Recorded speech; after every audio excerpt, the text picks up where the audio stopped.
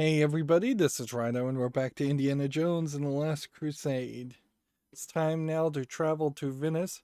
There is one thing certainly to take from this is just how much dialogue would have actually been replaced in this point and click adventure compared to the movie. There is dialogue in the game if you were to add up every single sentence that was said that wasn't repeated as just like a default, I don't need to look at this, I don't need to pick this up response. There probably is more dialogue in that sense, but in actual storyline dialogue, things that matter, a lot of that has been stripped out as other parts of the movie have been stripped out. Now that we're leaving Barnet College in New York, we are going to potentially get a little bit more background music. There is some background music in the game, but not really a lot. Venice. And here you have Marcus with you, so that seems weird. How are you supposed to recognize or contact Dr. Schneider? Maybe he'll recognize us. Dr. Jones, question mark, yes? I knew it was you. You have your father's eyes. And my mother's ears, but the rest belongs to you. We never see his mother. Looks like the best parts have already been spoken for. Marcus Brody? That's right. I'm Dr. Elsa Schneider. Oh, so can you tell me about my father's disappearance? Of course, we were working in the library when it happened. I'll show you. Why don't you two go ahead without me? I'll take a nice relaxing gondola ride. Very well, Marcus. Dr. Schneider, lead the way. Of course, you already know the events of the movie, so saying lots of things would just be spoilers here. This is the library. Looks more like a church. You couldn't be more right. It was a church during the Crusades. Now, just before the father vanished, he was muttering something about Roman numerals. He said he searched everywhere for them without success, which seems crazy in a library. The library should be closing soon. I'll make sure we won't be bothered, then we can take a look around. Excuse me, sir. Pardon me. We're still in the cutscene. Hey, you. I doubt he'll be much trouble, Dr. Schneider. So, here we are in the next sequence, and we've got the guy stamping. We can go out to the piazza, and it's a nice little scene. There actually is such a small amount of dialogue here that had it not been a case that this game sold on 3 or 5 floppy disks, I think it was 3 floppy disks, and had it been just a couple more years where people were adopting CD-ROMs, they could hold the space for sound files, this almost certainly would have gotten re-released. Now, that certainly wasn't a time back in the day where you'd get re-releases of games or even updates. Doom was a slight exception to that, where you would have an occasional change in versions for like a game like Doom, but that's about it. And even in that, Doom was also more of a multiplayer focused game, so I guess there might be more reason for that. But had it not just been a timing thing, it would have been very, very obvious that anybody could have paid anyone who could do an Indiana Jones accent to do the lines of dialogue and get this to be a talkie game and reprogram the game to make it a talkie game very, very easily. They just didn't. And I imagine a lot of that probably has to do with, like, Harrison Ford would at the time almost certainly not have put his voice to a video game. I think his voice is probably in the Blade Runner game, which is a much lesser known game, that they were working on a remake of that. And then I think most recently I've heard they've abandoned the idea of remastering that, and it seemed like the remaster wasn't really going very well anyways. Let's click over here and see if we can go all the way to the right. I don't think we can. I don't think you can cross the bridge. So yeah, I definitely could see how big name actors would not want to use their voice in a video game. But there is certainly somebody that plays Indiana Jones in Fate of Atlantis, the next one. It's a beautiful example of porcelain design, and it's full of water.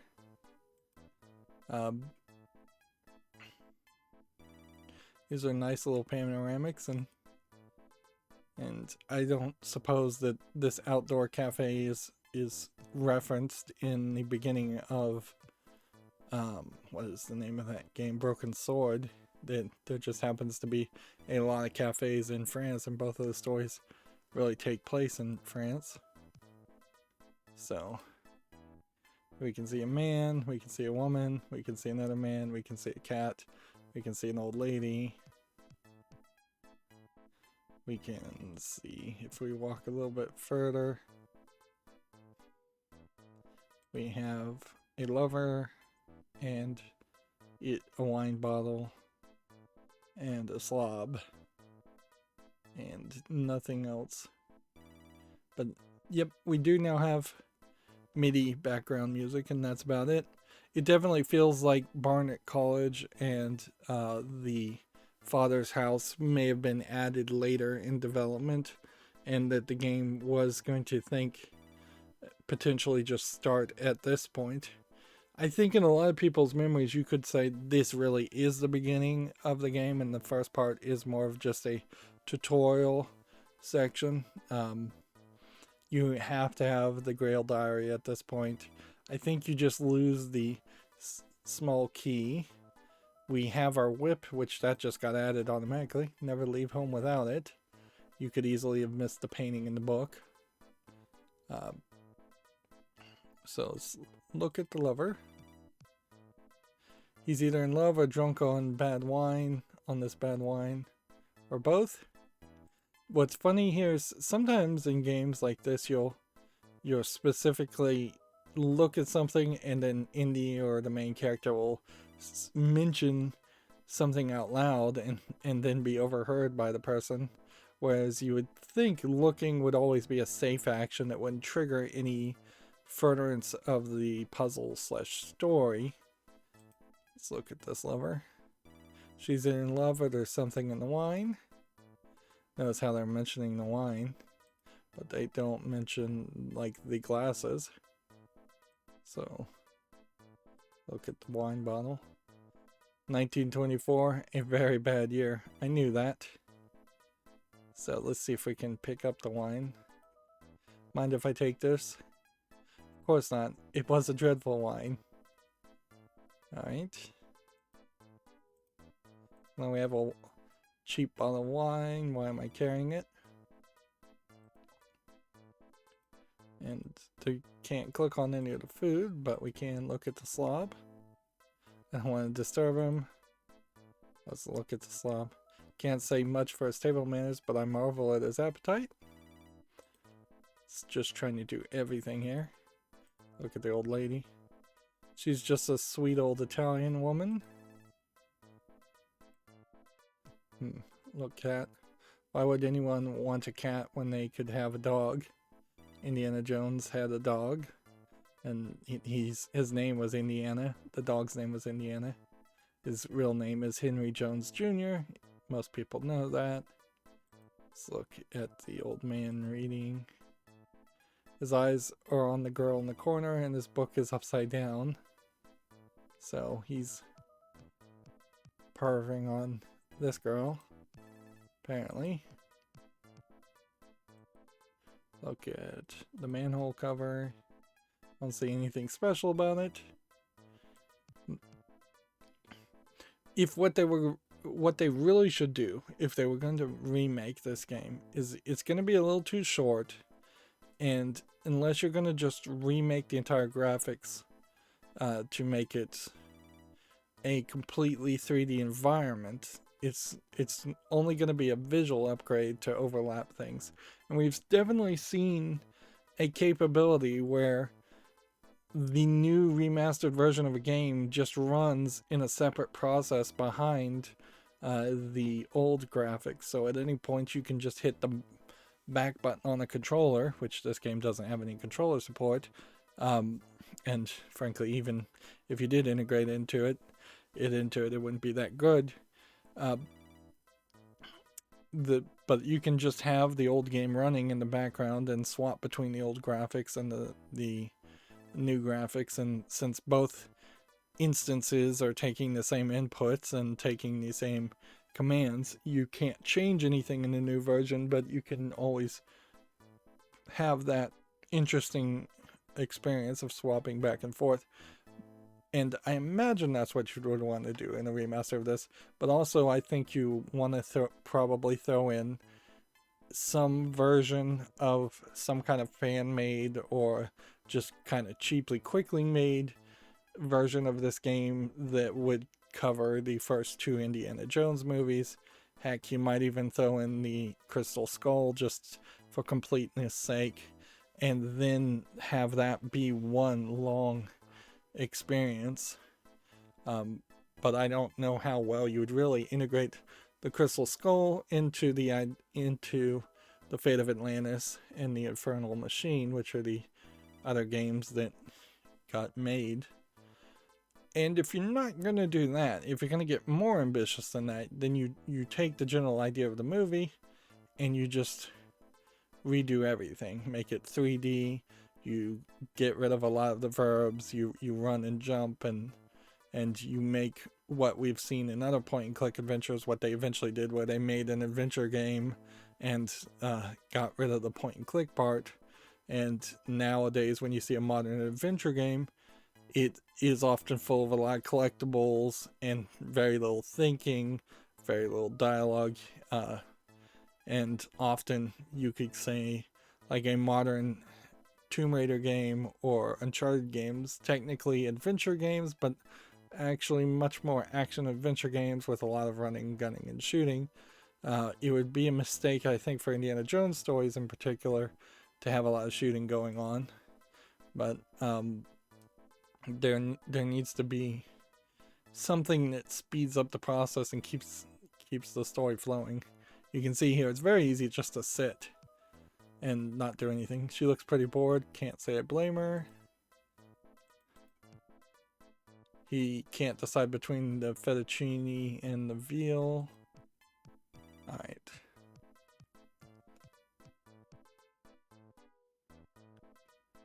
And there's definitely an issue here where you just don't ever forget things. So using the wine bottle with the fountain to get water, it's now a bottle full of water, is something that I remember to do, and something that you very astutely might just figure out what to do. Notice that the game is also fairly well designed so that you can either do the things now at the beginning and speedrun it, or if it was your initial play, you end up going in loops often and not moving to the next section until you've done at almost everything in an area. Alright, so we have a plaque, a plaque, a plaque. I've seen this done in the Lego Indiana Jones games, which also I feel like that is a good comparison, where the Lego Indiana Jones games don't have dialogue at all, but they put in a lot of Lego stuff that makes it much more of a video game experience and much more of a kid-friendly experience. They tend to like to change up how this happens, because frankly in the first in the movie you're talking a scene that probably was less than 20 minutes, but it was definitely memorable. And I would say that's true for probably a lot of Steven Spielberg content, is that there were some really, really memorable scenes in Indiana Jones movies with a lot of other less memorable scenes that are often forgotten. So there's this skewed memory I think a lot of people have, like the bug eating scene in the Temple of Doom and the monkey brain. That was actually a fairly stretched out sequence, but it still probably only went about 13 minutes. Whereas people's memories might be, oh yeah, that was a lot longer. Alright, so let's look at the plaques. The Italian proverb, a library without bookshelves is like a haphazard pile of books. Let's look at the stacks. I don't see anything special in it. Look at this plaque. It says donated by Giorgio Lucasi, as in George Lucas. It's kind of funny to have all these references to George Lucas now that he's sold all of LucasArts to Disney. Let's see what this one says. It's Italian. These are sentimental books, but nonetheless they move me. G. Galilei. Is it the same thing when we look again? G. Galilei. I don't know even the reference there. Thought that might be a reference to Galileo, but that doesn't make sense. Says dictated to my favorite little library from a lover of fine fiction, D. Allier. I see these jokes are probably going over my head. Donated in honor of Count Spielbergenden of de Amblino. Yep, that's probably another Steven Spielberg reference. So even in these games, you can see Steven Spielberg's ego pours a little into these creations that, and George Lucas, I'm sure, same thing. You have a lot of Steven Spielberg movies labeled as Steven Spielberg movies where nobody else really gets any praise for their efforts there, when in all reality movie making is a team effort, and he might be the head of the team, but he's not particularly the best leader as far as sharing the byline. See, what does this one say? The text moves a little too fast, and you could probably adjust that in Scumbium. It's an archaic Italian for a great library, even if it is a second-rate city, Romulus and Remus. Right, so here we have Irene being mislabeled. Interesting. So Irene was the secretary, and either ScumVM has glitched here, or the game itself had an original glitch, and they're emulating it perfectly properly.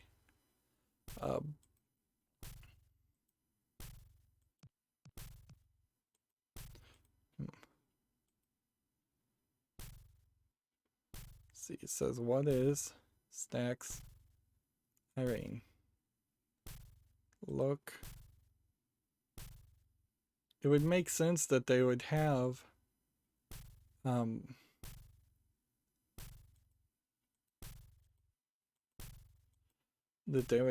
the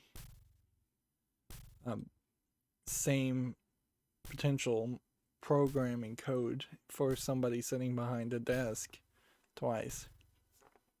Interesting. Alright, well, moving forward, we can go here to the next room. You can see a whole bunch of books. And it seems like it is all just one giant group of books. Tales of Ark of the Covenant and other outlandish folklore stories, right. And if we look again, let's click on the screen book. Yeah, it's the exact same reference.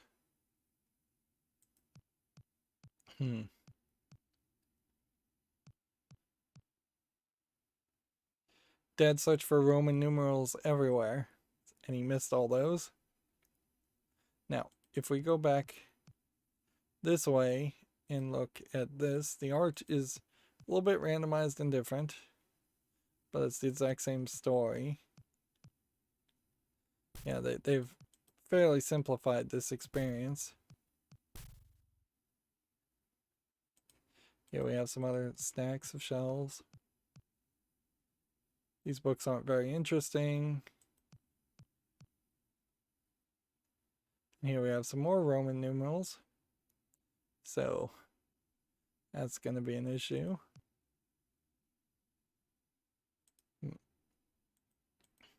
This game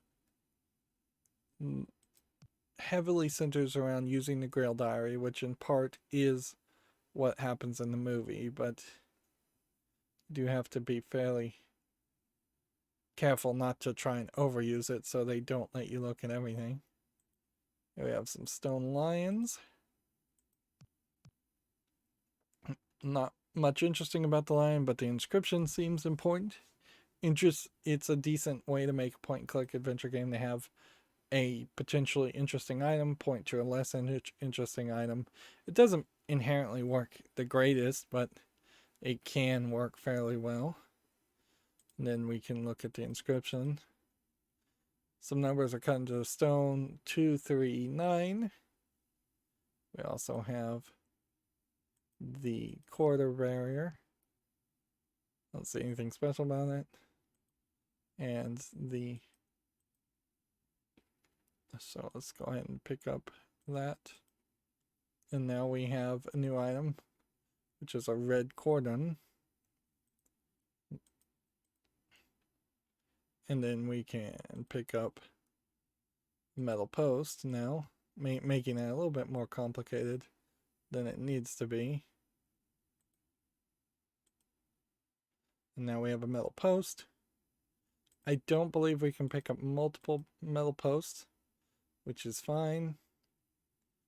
And let's see, what else do we have? We have an inscription over here. We have more plaques, more shelves, and a window. It looks very familiar to me. We've also stopped getting the background music again. 1, 4, 7. I believe the way this goes is you have like 3 chances. And so between the inscriptions, you get the 3 chances that aren't mentioned between the 2 inscriptions, and that lets you in.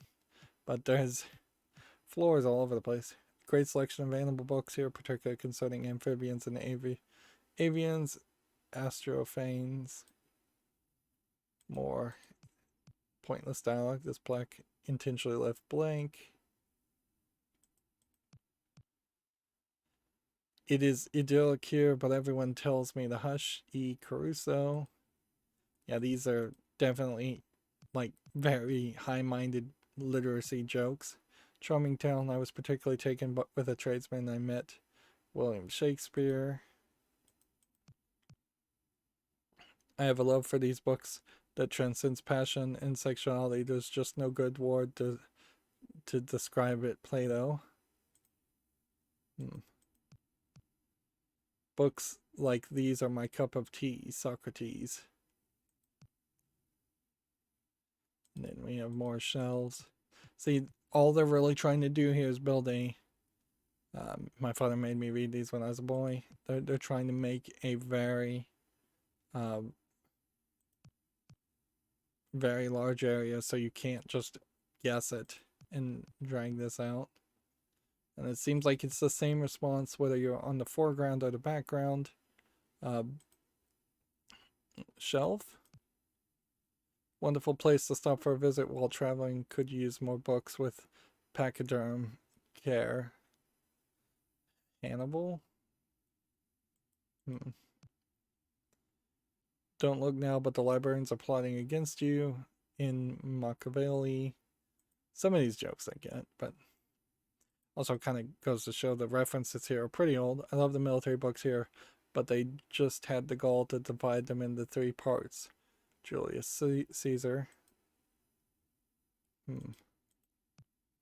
Like a lot of references here that are very, very old. Empires come and go, but a good library is forever.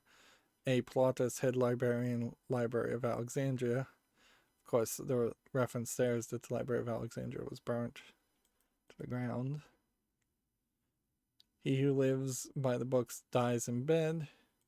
Yeah, the Library of Alexandria was burnt to the ground by peasants who weren't being given access to it, from what I understand. And they felt like the information was being hoarded, which it probably was. It's 539. And the thing to miss here is that this window is different. Interesting. 681. This looks very familiar to me.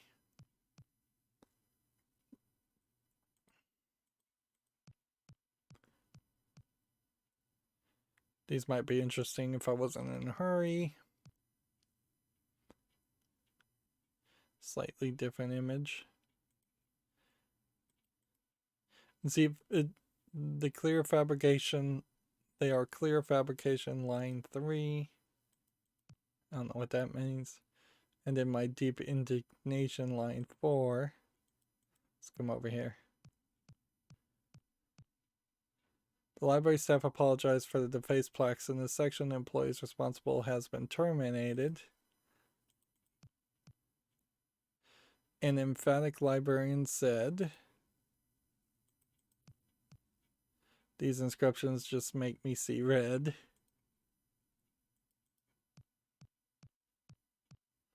They are clear fabrication.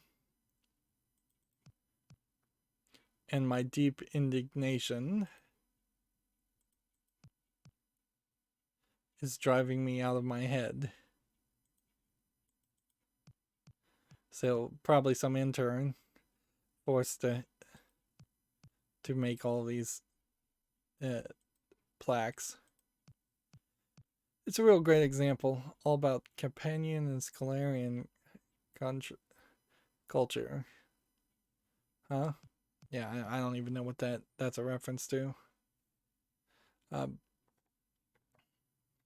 yeah, without an achievement system, could use more books on aviation and painting. Leonardo da Vinci. There's really no real reason to look at all of these. It's just capital how the building refuses to weather away Karl Marx. These are probably not real quotes of people. Honk H. Harpo Marx. It's Karl Marx and the other Marx and the Marx brothers. No connection. Wyatt Duck, Groucho Marx. See, that's a really, really old reference that people aren't going to get. You're supposed to be reading the books, not the plaques.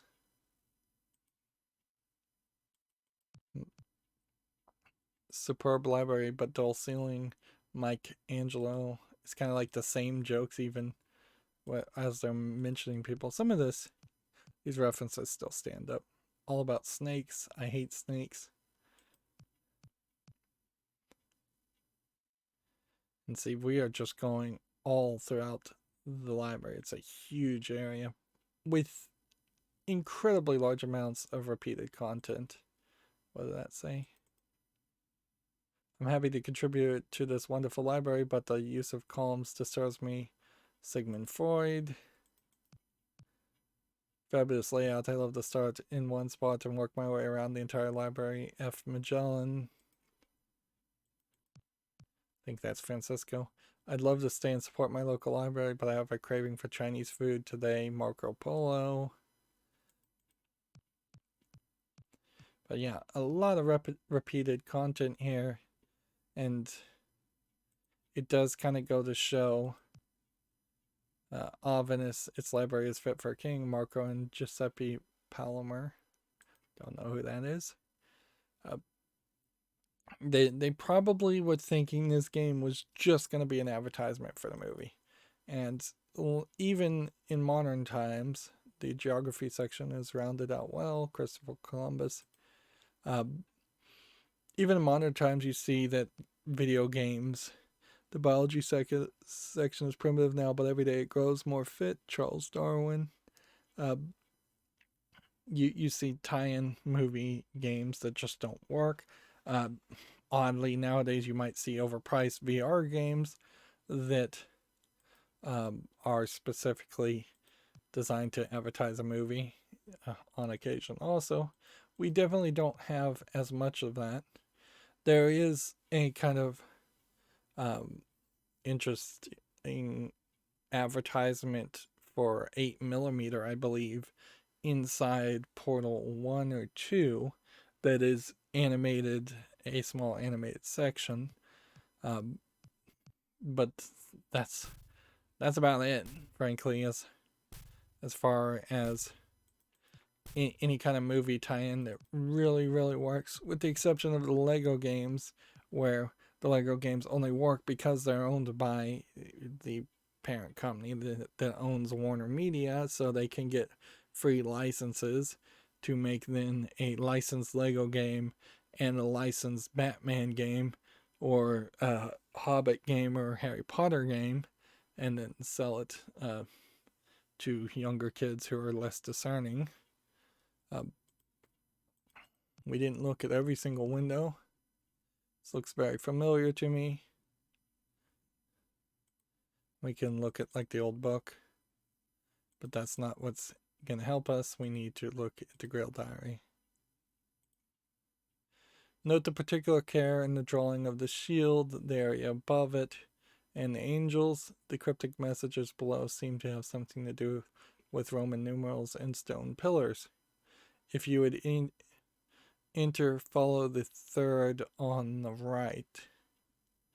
So we need to find the one with 3 cups, angels looking in, and a shield. So, was that this one?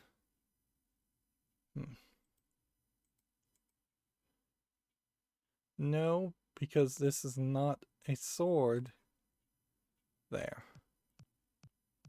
So that's not the right one. And it will tell us. See, it needs to look like this, but both angels need to look inward. So it's not this one.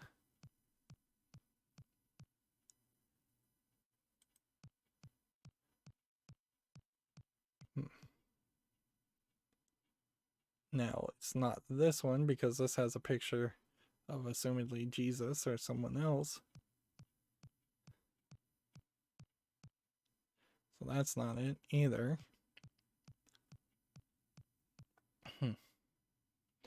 In all fairness, a lot of point and click adventure games do stretch for time, and it's almost the duty of anyone who's played it that's trying to make YouTube content around it to kind of speed run the experience.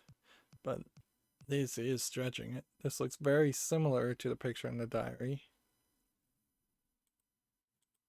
Really?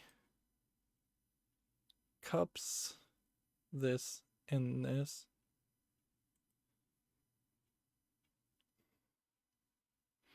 I think this is right. So then I believe we have 5, 3, 9.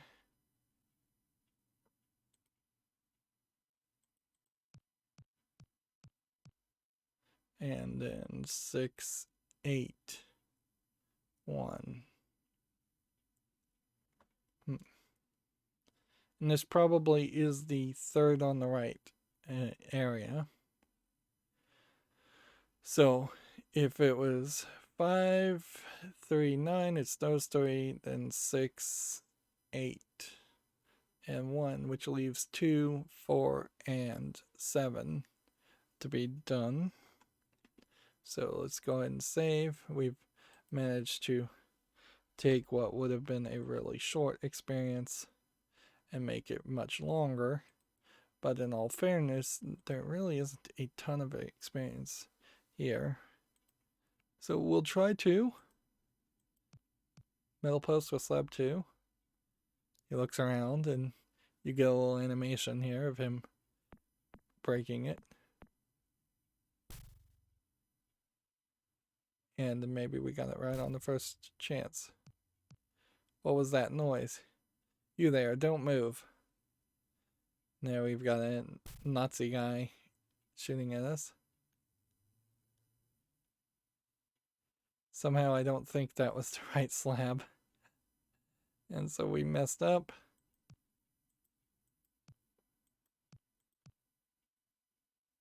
You're coming with me. So was he... I guess maybe that wasn't really a Nazi guy. I don't think this is, at the current time, Nazi-occupied France. But maybe... No. That reminds me, the game The Saboteur. I really wish they would bother to bring that back and remaster it. That was a really good game. But it was kind of its own standalone story. They couldn't go anywhere. We don't have the metal thing, by the way. So we need to actually go and pick up the metal signpost again. Which means we have to walk even further.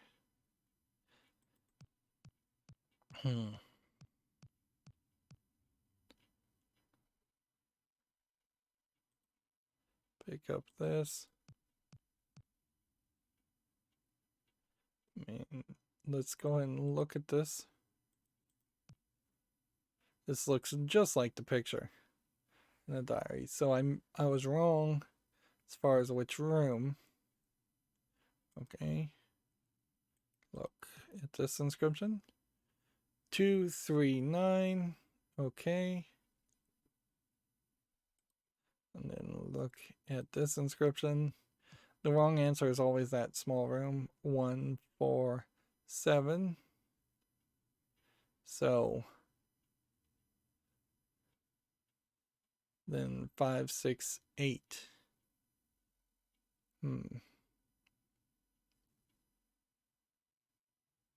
And so I guess what we should probably do is just go ahead and overwrite that.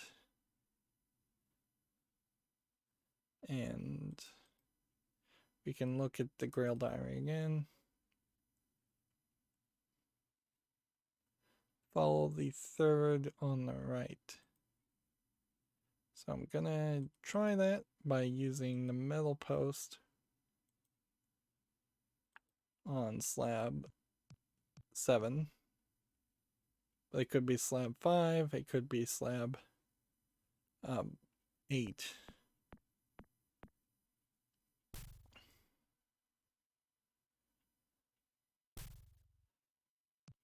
Not again.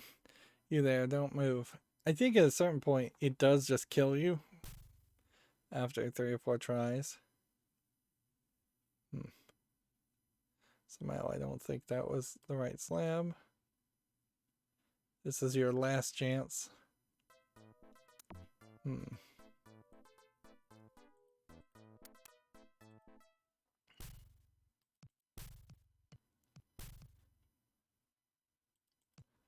Let's see. It's not something as simple as the third. If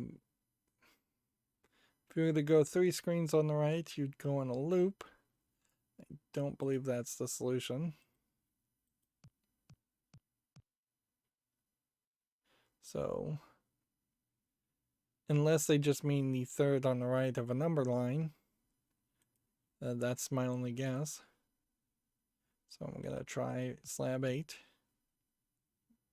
If not, it's, I suspect, slab 5. Otherwise, I've forgotten the solution to this puzzle. You can see how the perspective is a little off, so the front part was different. So I don't think that was the right slab. Alright, you've had it. After paying for damages to the library floor, Indiana enjoyed 5 years in jailhouse. Pasta while his father withered away in a Nazi prison. Your final score was episode 5, series 5. So you can actually lose, where in most point and click adventures you definitely can't. So definitely make sure you save, particularly in a puzzle like this, where it is seemingly random.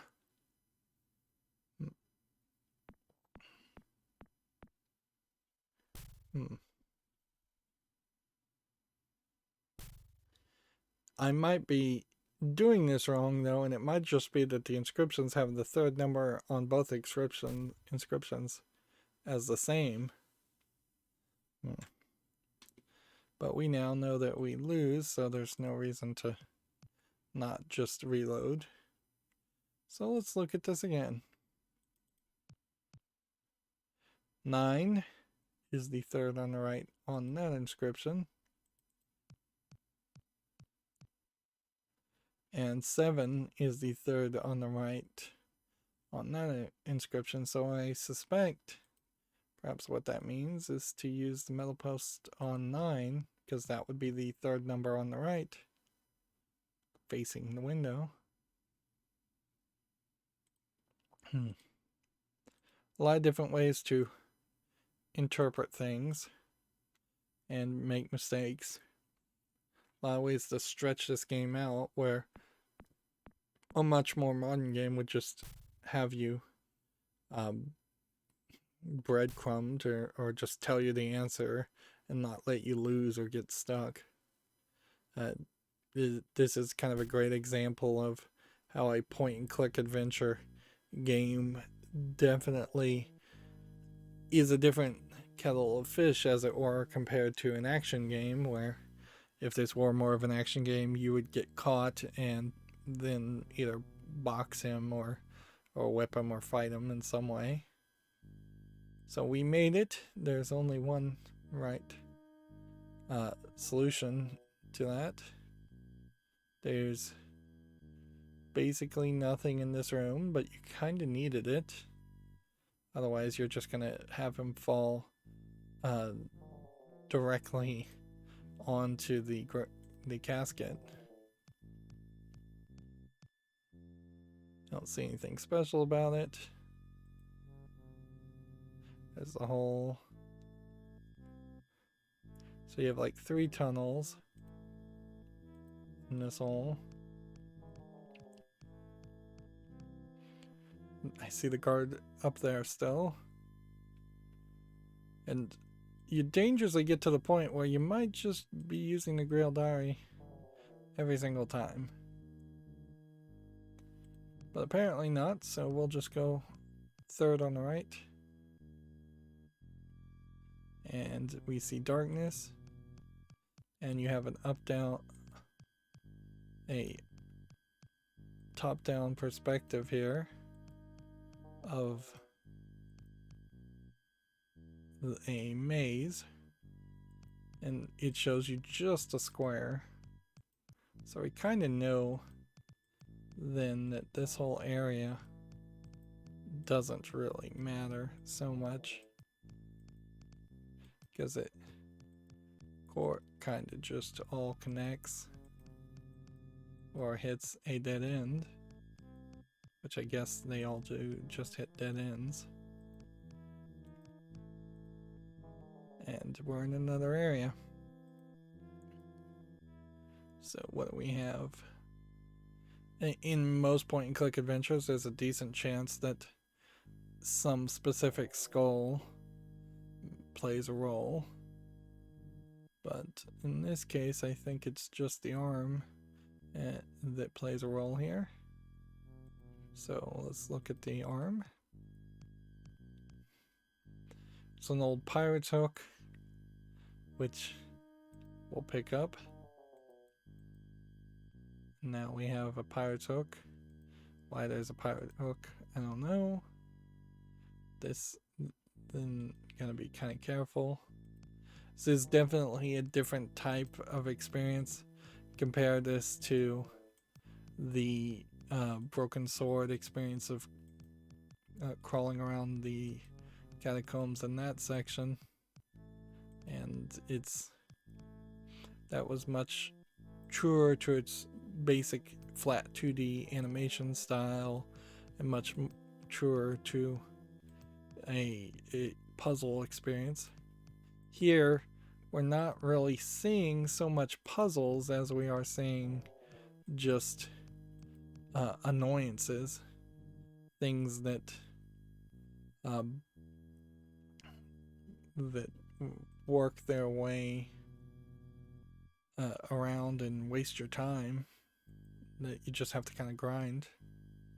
Let's look at this torch. It's held in place by hard dry mud. And let's see if we can pull the torch. It's held in place by hard dry mud. And I thought there was like a secret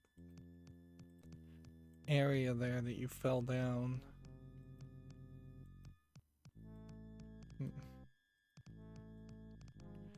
Yeah, you definitely see that they really had not quite figured out what a point and click adventure and what a LucasArts game was going to be. A lot of experimentation here. Here we have a slab. Let's look at the slab. Don't see anything special about it. See if we can pick up the slab. Can't get a grip on it. And then just more skeletons. Kind of gory, high detailed skeletons compared to just like look at Indy and then look at the skeleton that can be closer to the screen. And then let's go to this tunnel. And a lot of walking around, but the most of the path really does center around the idea of following the bottom section. Here we have the manhole cover that leads out of the area, so we can come back.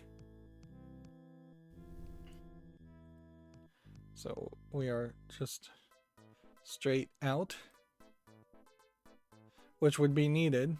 This is a great example of just needing to loop back around. But definitely feels like you should have hit this point. You have a tunnel and a sewage pipe. Big difference there. Here we can see what we're looking for, which did not look quite like this in the movie. Let's see. Look at the old rusty lock. Can't reach it. You can't use the hook with the old rusty lock. Can't reach it. All right. So you're getting teased by being able to see it, but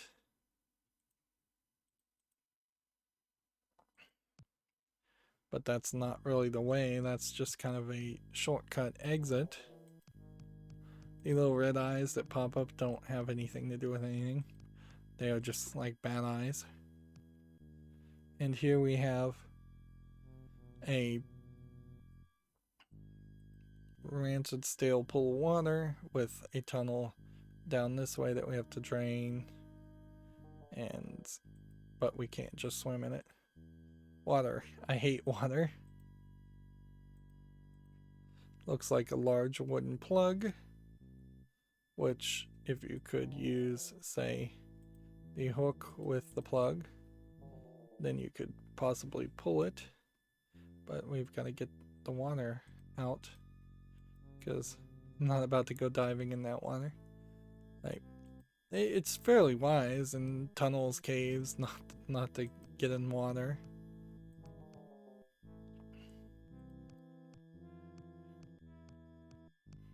So a lot of scenes, but very late into this section. And see, I'm gonna kind of rush here.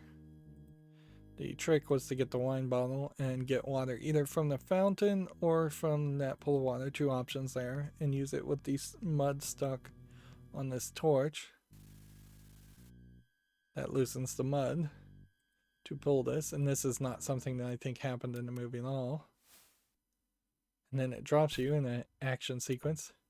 And the idea of you falling and that moving the story forward, oops, the wine bottle broke,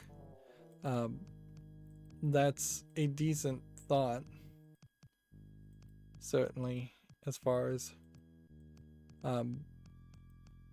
having more comedy in it. And you definitely feel that by the time you're playing Fate of Atlantis, they definitely have the idea that the Indiana Jones video game should be the comedy spoofs of the action movies, not just trying to replicate or duplicate what is being shown or done in the movies. And I think that works fairly well. And the only exception I could kind of argue against that is Loom is fairly serious of a game as its own original story, and The Dig is a fairly serious sci-fi story. That's a one-way exit up that ladder. But we can launch ourselves back downward.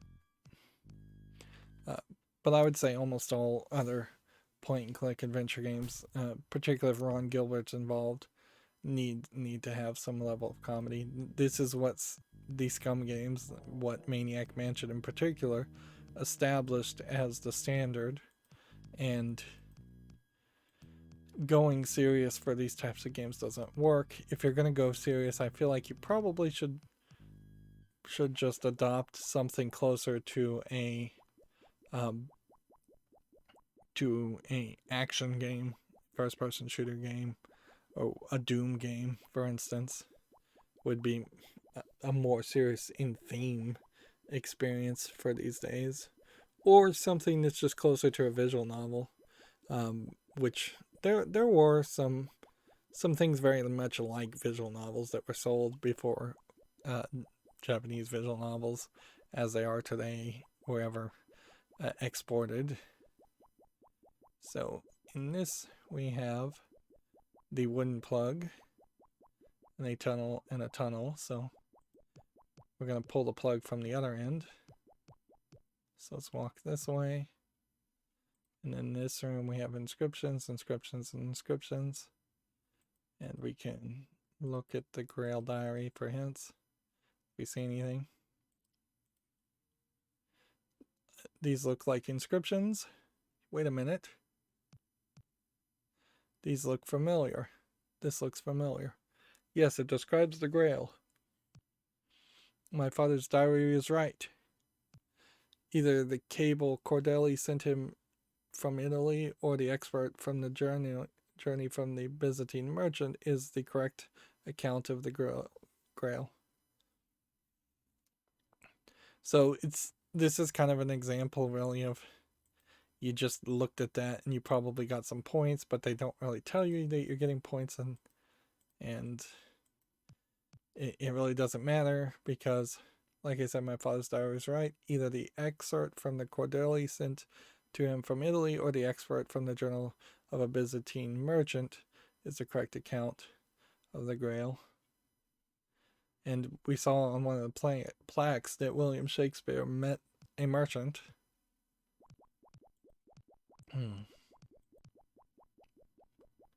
So we then use the hook with the wooden plug. And you have a nice little animation there where you put the hook on. A lot of animations here. It's a hook screwed into a wooden plug. And then for the first time we get to use the whip with the hook.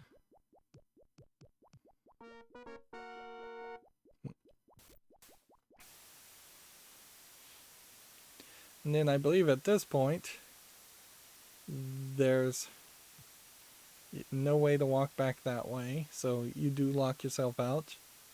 And I believe this torrent of water is just going to constantly pour.